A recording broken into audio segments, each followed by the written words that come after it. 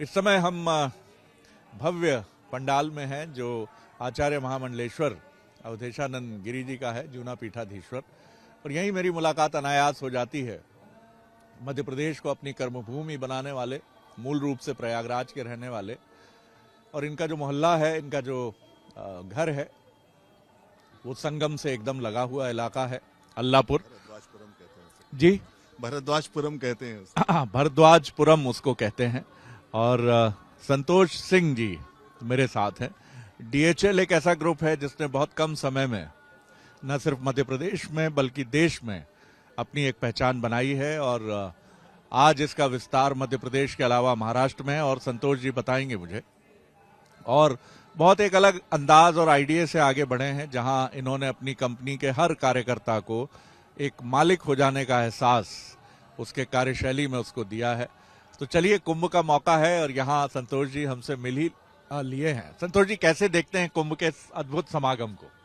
सबसे पहले प्रणाम शरद भैया। बंसल न्यूज के माध्यम से मध्य प्रदेश और देश के जितने भी लोग इस संगम क्षेत्र से मुझे देख रहे हैं, आप सभी को महाकुंभ के इस महापर्व की बहुत बहुत शुभकामनाएं।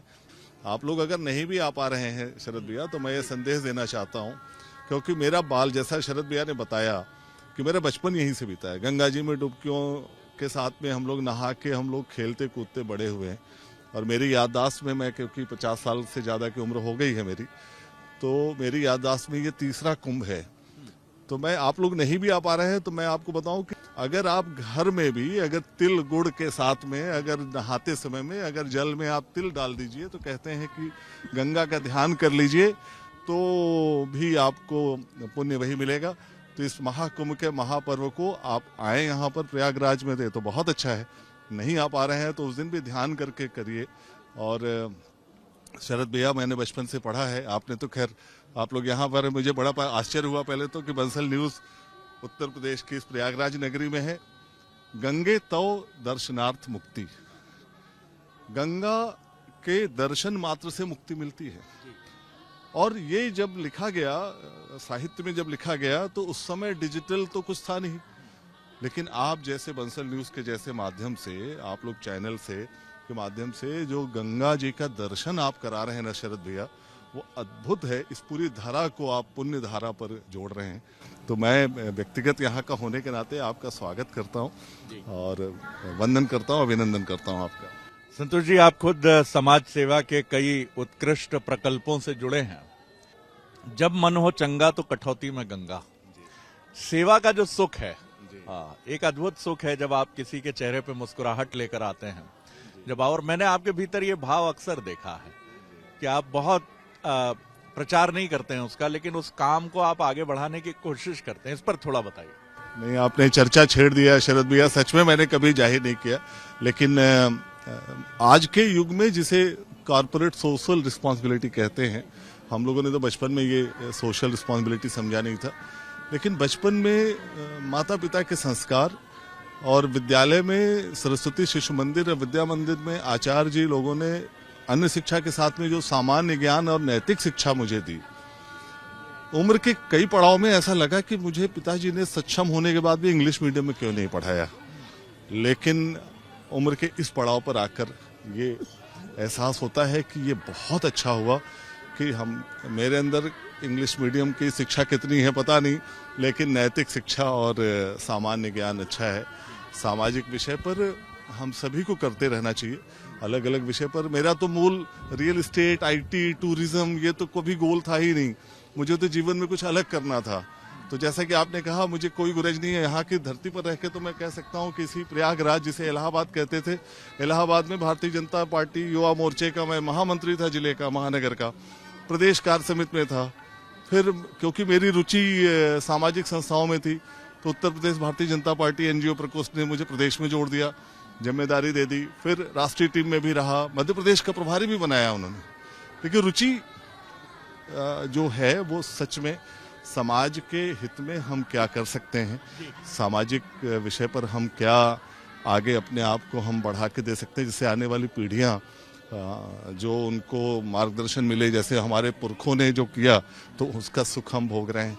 और आज हम जो करेंगे तो उसकी आने वाली पीढ़ियां उसका सुख भोगेंगी, तो वही प्रयास रहता है। आखिरी सवाल कर रहा हूँ आपसे, एक दुनियावी सवाल भी कर ही लेते हैं। आपने शुरुआत, जन्म आपका उत्तर प्रदेश में हुआ, प्रयागराज में हुआ, पढ़ाई लिखाई सब यहाँ संपन्न हुई, कर्मभूमि संयोग से मध्य प्रदेश की आर्थिक राजधानी इंदौर बनी, और क्या खूब सफर शुरू हुआ। मुशायरों में आपकी दिलचस्पी है, कवियों में आपकी बहुत गहरी अभिरुचि है, सांस्कृतिक आयोजनों में आपकी रुचि है। कहाँ कहाँ विस्तार मध्य प्रदेश के अलावा महाराष्ट्र की जानकारी तो मुझे है। आपने पहले तो संगम क्षेत्र में आकर वो विषय छेड़ दिया है जिससे कई बार मुझे डर लगता है। क्योंकि गंगा यमुना तहजीब, अभी मैं इसकी अगर बात करने लगूंगा तो शायद आपके एक्स पे और ट्विटर पर मैं ट्रोल हो जाऊंगा। तो कि संगम पर खड़ा होकर कोई व्यक्ति ये तहजीब और ये सब की बातें कर रहा है, लेकिन मुझे कोई गुरेज नहीं है। मैं खुलेआम कहना चाहता हूँ कि हम भारत में रहने वाले इंसान पहले हैं, और यहाँ धर्म, मुझे लगता है कि सनातन धर्म ने यही सिखाया है कि सभी धर्म जिसमें समाहित हैं वही सनातन है। तो मुझे यही नैतिक शिक्षा, सामान्य ज्ञान की बात कहा था मैंने, तो वही है। और मेरा ड्राइवर है असलम खान, इंदौर से आया हुआ है, और वो मुझसे व्यक्त कर रहा था कि संतोष भैया, मैं पहली बार आया हूँ, मैंने तो सुना था लेकिन यहाँ में अद्भुत है, तो क्या मैं भी भैया स्नान करके लाभ उठा सकता हूँ कि नहीं। मैं डर गया। कमाल है। मैं डर गया शरद भैया। मेरा बचपन में, मैं मीडिया के माध्यम से आपको बताता हूँ, अगर नाम लूंगा, अगर वो सुनेंगे तो खुश होंगे कि मुझे आज भी संतोष भैया ने याद रखा है। मेरे पिताजी के ड्राइवर होते थे आज़ाद अली। आज़ाद अली यही प्रयागराज में कटरा एक जगह है, और उनके बड़े भाई सभासद होते थे सलामत अली। अभी भी मेरे पारिवारिक संबंध थे, मैं मिल नहीं पाया हूँ सालों से। मुझे याद है कि आज़ाद अली और मैं जब उनके ड्राइवर थे, मैं छोटा था, तो जो पहला कुंभ और दूसरा कुंभ हुआ है भैया, शरद भैया, तो मुझे तो पता ही नहीं था कि वो मुसलमान है और मुसलमान को यहाँ नहीं आना चाहिए। तो मैं बड़ा भारतीय जनता पार्टी का कार्यकर्ता भी हूँ, बहुत गर्व से कहता हूँ कि बचपन से हूँ, लेकिन हम लोग उस पीढ़ी के साथ में हैं जिसमें इंसानियत देखें। हम संगम क्षेत्र में हैं, तो यहाँ पर मुझे व्यावसायिक बातों को करने से तो मैं बिल्कुल गुरेज करूँगा।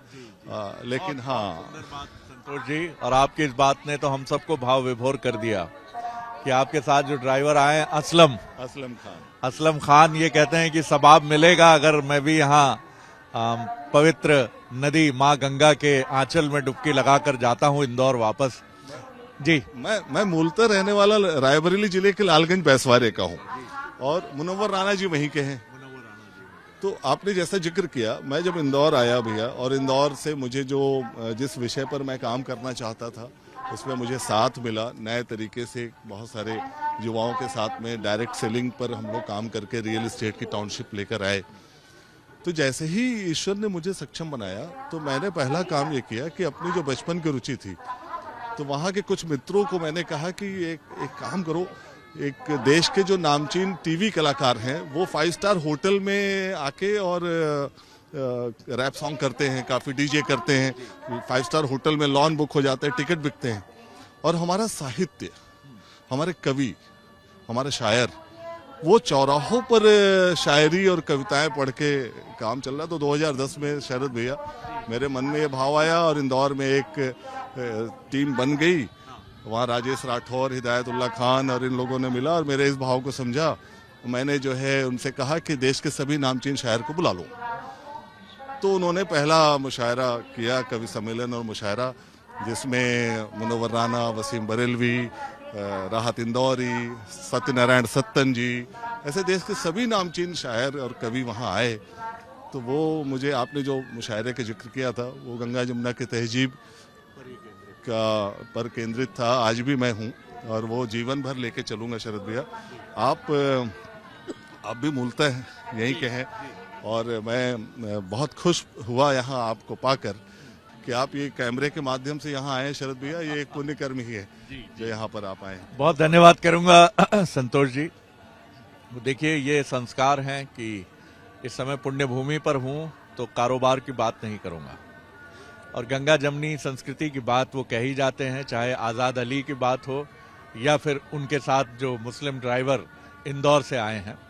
तो सब सनातन में सब बहते चले आए हैं, और शायद इसीलिए प्रधानमंत्री नरेंद्र मोदी कहते भी हैं कि एक हैं तो सेफ हैं, एक हैं तो सेफ हैं, या बटोगे कटोगे, बटोगे तो कटोगे। इन नारों का अर्थ भले ही कुछ राजनीतिक हो जाता है, ये काफी हद तक राजनीतिक हो जाता है, लेकिन मतलब एक ही है कि असगर अली भी एक ही हैं और अश्वनी जी भी एक ही हैं, और इस परंपरा में दोनों नहाते हुए आगे बढ़े हैं। राजनीति जो फैज साहब कह गए हैं कि उनका जो काम है वो अहले सियासत जाने, अपना पैगाम मोहब्बत है जहां तक पहुंचे, यही कहना है संतोष जी का। बहुत शुक्रिया संतोष भाई। धन्यवाद भैया, धन्यवाद शरद भैया जी। तो कैमरामैन सत्येंद्र के साथ आचार्य महामंडलेश्वर अवधेशानंद जी के भव्य पंडाल से शरद द्विवेदी, प्रयागराज।